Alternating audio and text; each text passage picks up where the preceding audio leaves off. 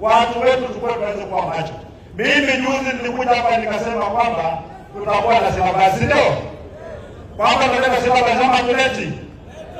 Yule mtu ambaye atembei na sisi, yule mtu ambaye ameungana na Ruto kunyanyasa watu wetu, hatutamkubali na ikisia ajifanya na Ruto kutoka sisi.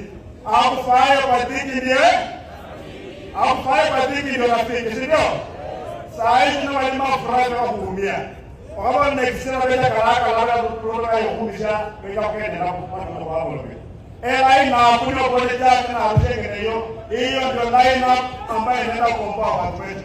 Wakati jamii zingine zinaenda pamoja, wanajikusanyika, wanakuwa na unity, hiyo sio kabila. Lakini wakati Muluya anasema wale kuja pamoja, wanasema hao ni kabila. Wakenya wale viongozi wako mbele wanatuogopa sisi, maana wanajua umoja wa Muluya utakuja kubadilisha taifa la Kenya forever.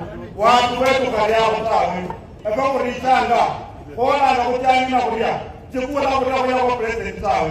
This time round tumesema kwamba tungoje mpaka 2032. Tumesema 2027 ndio mwaka wetu. Na mimi I want to face Kenya and ask them, mtu angalie tena mtatuona sisi tunatosha ama tutoshi. Mkisema kwamba hatutoshi, mtuambie sababu ni gani. Na hii ndio tumejipanga vizuri, maana kijana hapa sio.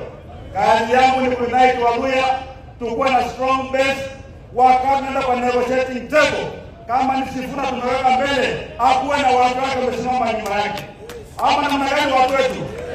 Watu wengine wote wako united. Hawezi kwenda kwa meza kama huna regional block.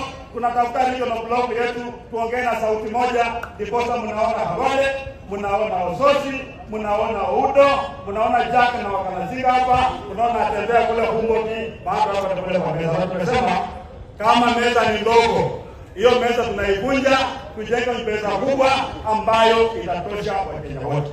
Kwa hayo machache ningependa kusema kwamba